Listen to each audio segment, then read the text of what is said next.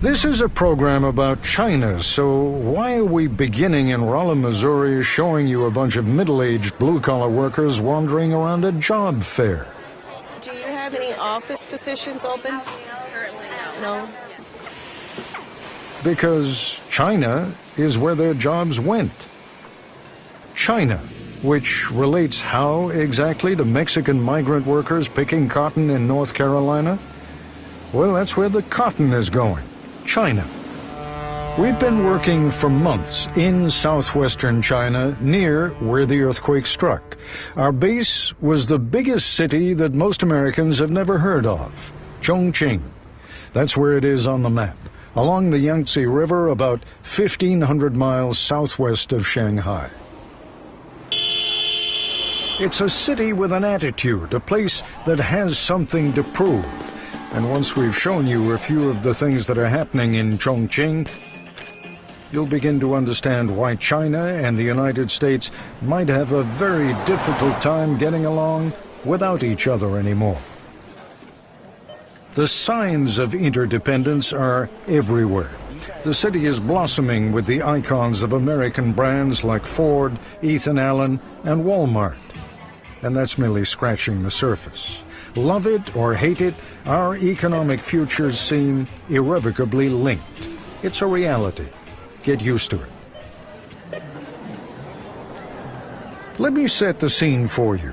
A downtown square in Chongqing ringed with upscale shops, most of them selling products that would be completely out of reach, unthinkably expensive for most Chinese. And yet, there is a new and rapidly growing class of Chinese who can and do shop here. People for whom price is no object.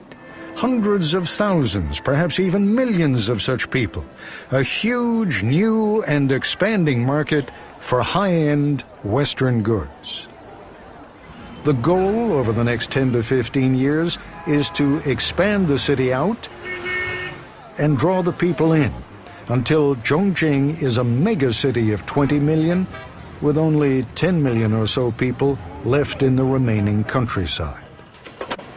But the larger goal is to turn Chongqing into an industrial hub, an international center of industry and trade. The city has already attracted significant American investment, like this Briggs & Stratton plant, where Chinese workers are now on the assembly line building American engines. It's turned my life upside down. Gotta look for a new career. Those engines used to be built here, at this shuttered Briggs & Stratton plant in Rolla, Missouri. I hate the fact that it cost me my job, but, you know, businesses are out to make money. We have a couple of openings on the... And while the move was good for the corporate bottom line, it badly hurt some of the workers, especially the older ones who thought they'd retire at Briggs. Now, like awkward teenagers at a prom, they find themselves shuffling through a job fair. It's going to be hard for me to get a job because I'm 61 years old. So far, every place I've applied for says I'm overqualified. You know, fly-away saying you're too old. I'm Pam Leeser. I'm a dislocated worker from Briggs & Stratton. Pam Leeser had been working at Briggs & Stratton for almost 11 years. She's clearly uncomfortable shopping for a new job. She never thought she'd have to. Until the day a delegation from Chongqing, China, came calling. They had a translator with them. And my boss come up and he asked me if I would care to explain to them what my job was and how I did my job. And I looked at him and I told him, no, I will not. I just knew that down the road I was going to be losing my job. Which is exactly what did happen to about 480 Briggs & Stratton workers on September 28, 2007. Jim, I don't know if you were kidding me before or exaggerating, but you were talking at one point about being the most hated guy at the home plant in Missouri. True? I think most hated was a bit of an exaggeration. Jim Marceau runs Briggs & Stratton's operation in Chongqing, China. A lot of people were concerned with us building a factory in China that it would take jobs from the United States. This plant was built so we could try to make engines inexpensively enough where we could sell in the Asia market. It wasn't made to take jobs from the States. Which is true. That was the plan. But the engines remained too expensive for China and for the rest of the Asian market. So now you've got Chinese workers assembling the engines in Chongqing, and even with the additional cost of shipping them halfway around the world, there's still a bargain in Europe and the US, where they're powering lawnmowers, snowblowers, and generators. What's involved is just a fraction of the overall Briggs & Stratton operation, but Chongqing's gain was Rolla, Missouri's loss. Well, after our last engine was built, everybody was gone. I mean, people wanted to get out of there. But I was one of them, stayed till 3 o'clock. I thought, they're paying me for my whole 8 hours. The labor is 5% of what it costs in the States, or 10% or 20%. That's where you save your money. Well, I thought I was really stable at Briggs & Stratton. I thought I'd stay there the rest of my life and retire there. Well, now I'm 50 and I have to start all over again looking for another job. Well, it's nice to meet you. This is the fabric room of one of America's biggest and best-known furniture manufacturers. But if you look closely, you'll see that even Ethan Allen in Maiden, North Carolina, has integrated Chinese-made components into its supply chain. Thousands of rolls of fabric awaiting the day when they will be turned into custom-made upholstery. Made in China. Made in China. Made in China. Very possibly, though, spun out of cotton from here in North Carolina. All of our textile mills have moved overseas, either to South America or China. Linwood Vick is the foreman on his father's farm.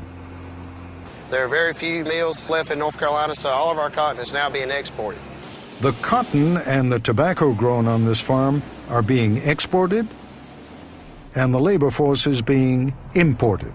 Legal migrant workers from Mexico. We use migrant workers from Mexico because they are a reliable workforce.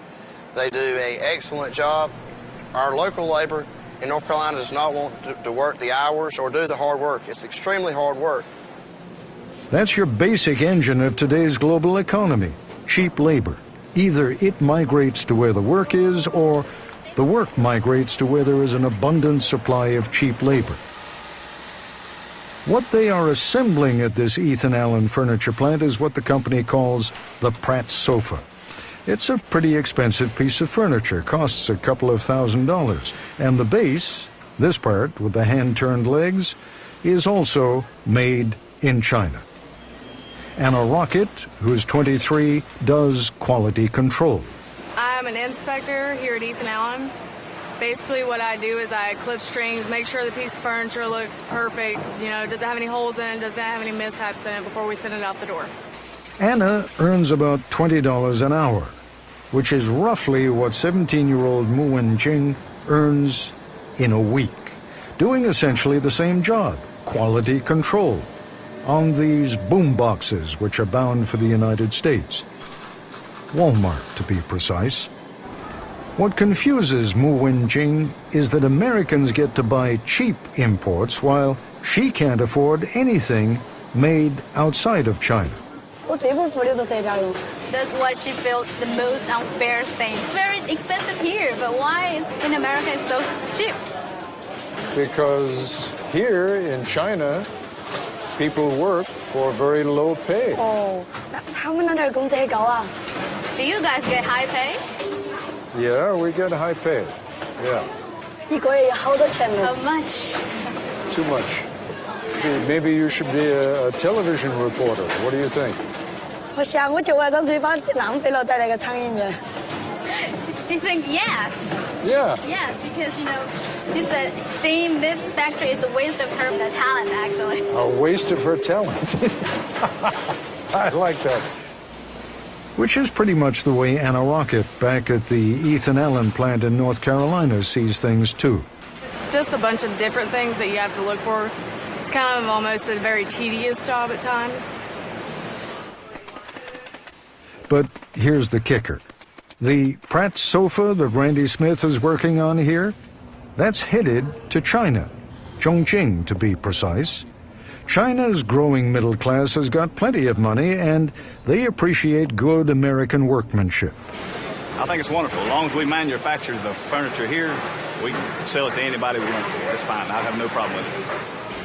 The balance of trade, though, between China and the United States remains totally out of whack. Americans buy vastly more from China than the other way around. Mu Wenjing's boss, the man who manages this plant assembling tens of thousands of DVD players and boomboxes, was born in Taiwan and worked for 15 years in Orange County, California. Matt Shaw's biggest outlet is Walmart. Why would Walmart come all the way to China to buy these things here? Because what I can tell you right now is today, this type of DVD player we provided to Walmart, we have the lowest cost in the world. The lowest cost? Yes. I think that's the whole purpose. So the lowest costs means you're paying the lowest salaries in the world. It means we have lowest salaries. It means we have a higher efficiency. And few American firms understand those efficiencies quite as well as Apple. The company boosts its bottom line with the huge savings that come with the label "Assembled in China." But it's the company's design prowess and marketing savvy that motivates their consumers. That's why, for example, every iPod box carries the words "Designed by Apple in California." When you buy an iPod for $299, Apple makes a profit of $80. The Taiwanese company that assembles the parts in mainland China earns about $4. Moving manufacturing to China also benefits Briggs & Stratton. The company's doing just fine with its plant in Chongqing. Of course, that's no comfort to Pam Leeser, whose job was outsourced to China. We're going to wind up having no jobs.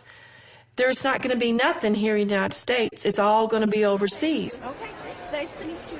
I'm just hoping that the government wakes up and starts seeing what it's doing to United States citizens. Here again, Mei Wei-chen of Ford, China. Are we going to see a day when Fords being built in China are being driven in the United States? Our main focus and the long-term strategy is focusing on this wonderfully and high-growth market, China.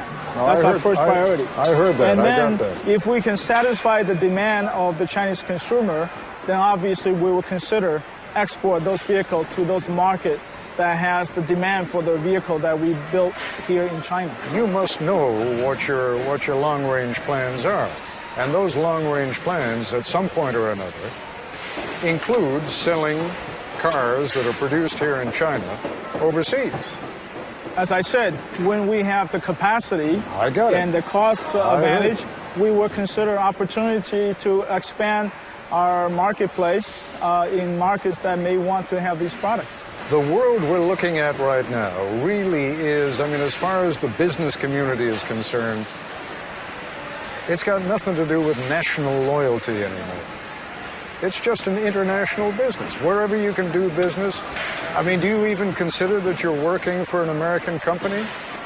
I'm working for a global company because Ford Motor Company has a presence in many, many countries across the globe. So we are there looking at the market opportunity, the demand of the consumer. You know, in the old days, the line used to be the old General Motors line. You know, what's good for General Motors is good for the USA. That world is gone. The only thing I can say is that in many ways, Ford Motor Company is a global company and we need to be competitive on a global basis. And we are. The name of the game is capitalism. Who would have thought that China, of all countries, would be so good at it?